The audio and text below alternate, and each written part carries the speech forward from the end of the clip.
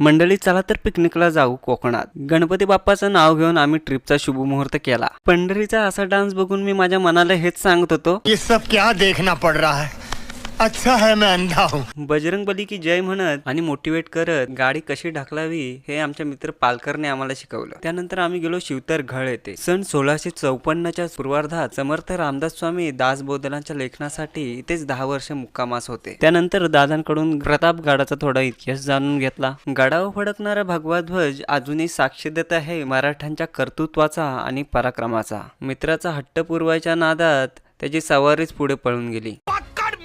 मेरे को जानता नहीं है ये। अव काठीनं घोंगड अव काठीनं घोंगड घेऊ द्या की र मला बी जत्रेला येऊ द्या की काठीनं घोंगड घेऊ द्या की र मला बी जत्रेला येऊ द्या की